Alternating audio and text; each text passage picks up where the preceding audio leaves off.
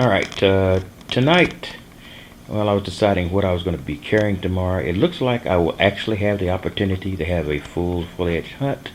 We have very good weather forecast for tomorrow, and I actually have free time. So I might be able to devote a great deal of that day to detecting. And I think for this particular run, I'm going to take two with me. I'm going to take the Tesoro Compadre, which I just received, and I'm going to go hit one of the other small parks around in the morning, just because I don't want to go to the large park during rush hour. It's just a little bit nuts going in that general area. So I can go out to the small park. I can use the Compadre for a while, get the kinks out. I've had a Compadre before, so it's not like it's new to me, so I understand it. And I actually did get the one with the small coil instead of the 8-inch coil. But the only reason I actually did this was I understand this thing is going to be modded. I'm going to make mods, and when I do that, I can hear screams to everybody. Then you're going to kill the lifetime warranty for Tesoro. Yes, I probably will, but I'm going to mod it anyway. It's 160 bucks, and I can risk that. If it doesn't last but 2 or 3 years and it requires service, I can't get it serviced, I get another, or whatever. But in any case, it's going to be modded, but it's not modded now, so don't nobody lose their mind. And I'm going to take the Fisher Gold Bug. I'm going to take these are my lighter detectors. I hope to be out for a while. The Tesoro is just incredibly light. It's like swinging a feather. Now the Fisher is not that light. It's lighter than some of my machines, but it's not actually the lightest. But I did get some double-sided Velcro, so it's soft on the inside and the outside the way I've got it wrapped. So that double-sided Velcro is going to hold my arm, so it'll be more like an extension of my arm instead of swinging it and still trying to maintain control. So that should make it a little bit easier. Anyway, it'll be tomorrow, and then I'm going to get out and I'm going to put these two machines through their paces. Who knows? I may throw something else in the back of the car too. But my plans right now is exclusively for these two machines. But you never know what might change. But I will talk to you later. Texas Tiger Diggs. I will see you at the park.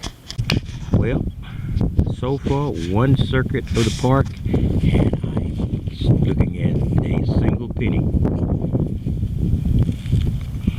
Well, keep going. I haven't been to the athletic fields yet, so that might be where I can catch up.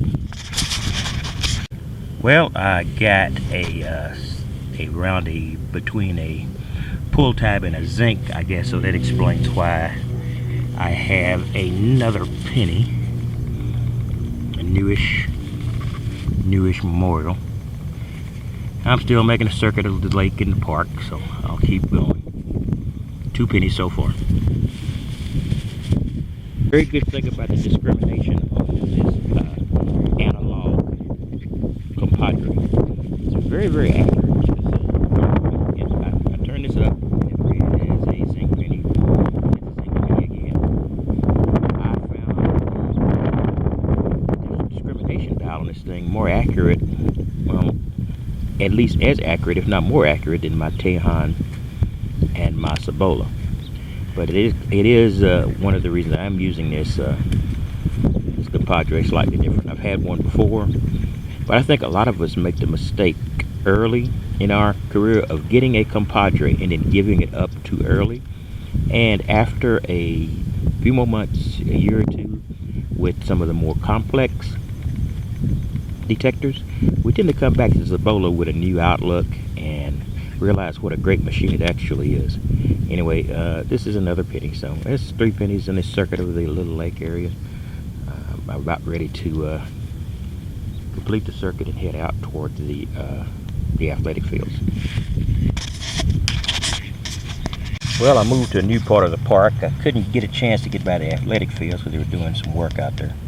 But it seems like I got another penny. I'm going to call this Penny Park until I can get back out to that athletic field. So, not bad. Beats nothing. Well, I'm back using the Compadre in one of the trashier parts of the old park I've been detecting. I got a dime. Pretty cool. And this is very, very trashy. It's right around where the picnic tables are. So I'm just going to see how it works here for a little while.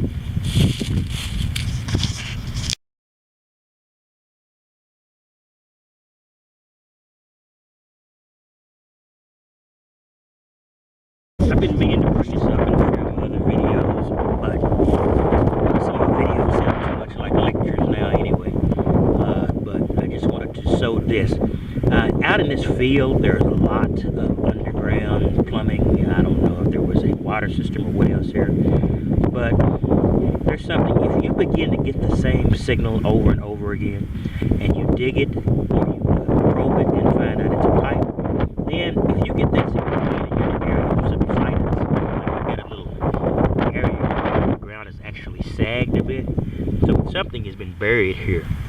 So I got the same signal I have been getting. You see, I have this rubber plug over some type of fixture. I could tell even if it was underground because it would be a multi-point pinpoint. So it's something you need to be aware of. You see a subsidence, you get the same signal over and over again, and chances are you're looking at an underground system of pipes and things. And if you find that same signal and you get multiple pinpoints, large objects, don't dig that because you're probably just digging pipes. Don't worry about it. Alright, on to the next. Well, I spoke too soon. I seem to have found another quarter, so I have a 2-quarter spill here. Alright, that was unexpected. I'd beaten up this field pretty good, but a couple of quarters, cool. Well, I'm about to end off this day of detecting here, and I think I got a penny. And it rained pretty high, so it's probably copper. It's been down for a while, and it's not doesn't feel like it's got measles. So on to the next. Well, here we go. This is the end of the day and the roundup. I did basically do what I promised.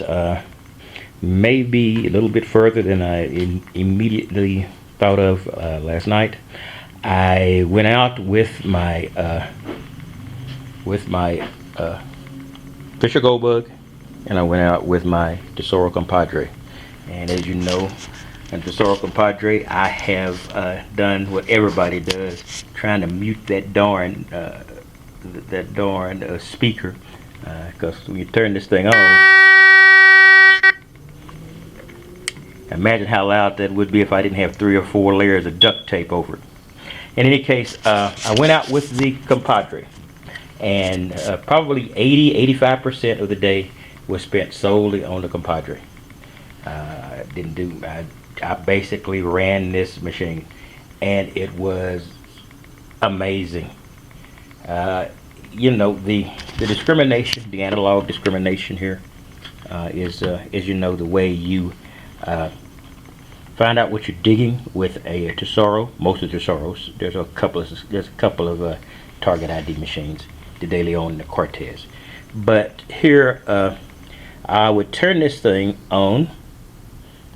I'm not going to do it now. It's loud enough. It's too loud. And anyway, and then I would find the target. I would, you know, raise the target above to see if I could find the potential depth. Now, I was making the assumption I was going 6 or 7 inches deep with the Compadre, which I think is about standard for this. Anyway, I do this. I would, well, let me go ahead and crank it up. I would go, let's say, I would start at the F and foil, because I was looking for rings, and that's probably about the best way to start. You can't start on iron, or just above iron. But I started the F on foil because I wanted to somehow minimize some of the junk I was going to pick up. We'll see if that worked out. Anyway, but I would find my target, I would raise it to find the depth, and then I would bring it down to nickel, pull tab, zinc, and then max, which is basically screw cap. And at zinc, I was finding zinc pennies. At the nickel, I found a little bit of everything. I found some square tabs, etc. But I also found the nickel. And in the foil, when I was getting something in the foil, which is basically what you're looking for with rings, the smaller ones, I was getting foil. Lots of foil. Okay, let me continue with the Roundup. Well, let me turn this thing off too. And let me go over here. The Fisher Gold Bug. I started out at the big park, and I planned to do the playing fields, or around the playing fields. I don't go on the playing fields where the spectators would be. They were working out there, so that wasn't practical. So I just had to restructure my day. So I spent 3 hours or so out there. Then I went to the old park, the one I thought was hunted out, and I know it's never hunted out. But I went there. And then I went later in the evening to one other park, which was the park I originally started at when I started detecting. I actually found a ring there. It was a junk ring, but it was a ring. Anyway, here we go. This is the Roundup. Yeah, I was out this morning. And this is 1, 2, 3, 4, 5, 6. I think it's a quarter, a dime, and 4 pennies. And I really don't look at the denominations, like the nickel, because it shows I'm set right for rings. But I have 6 coins that I got with the Compadre. So the Compadre was doing his job. And when the Compadre ran into trouble was in the park where it has the EMI, the one I keep mentioning. I had to go to the Fisher for that. Now with the Fisher, you got to admit the Fisher's denominations were better, but it was 3 coins.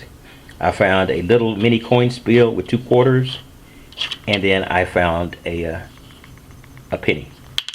So that was the Fisher's return. Now those were nice counts, not great but nice. But this was what I was looking for. I went out with the Compadre specifically to do this. I dug darn near everything looking for that ring. And I've got pieces of aluminum. I've got square tabs out the wazoo. I've got pull tabs. I even found a couple of cans. I've got can slaw. I've got screw caps. I've got foil. But unless you dig the crap, you won't find the treasure. So I'm really proud of that pile of useless material there, because I dug a lot of holes. Now, I probably, and no doubt, could have done much better on the coin count if I just turned up my discrimination on the Tesoro to max, and then I would have only gotten very high conductivity targets like dimes and quarters, maybe copper pennies. But I wanted to find the ring, and this is what I have to do. By the way, and this is what I had to do that. So this is my goal. This is the side effect. Like I tell everybody, we're all coin shooters that do parks. Even though our target might be bigger or larger, or it might be rings, we'll run into this and we'll run into those. And I don't know about you, but if I get a high conductivity signal and I've been digging trash for an hour or so, I'm digging them up just for a little ego prop. In any case, that's it. This is Texas Tiger Digs. Subscribe. I'm going to be out again. I'll probably be out tomorrow. I do have permission. I have licenses, basically, to do some of the neighborhood lakes, the small restricted areas of the Army Corps of Engineers lakes in Texas. So I'm going to give that a shot probably tomorrow if I have time, if the honeydews don't get too thick. But I'll talk to you later. Bye.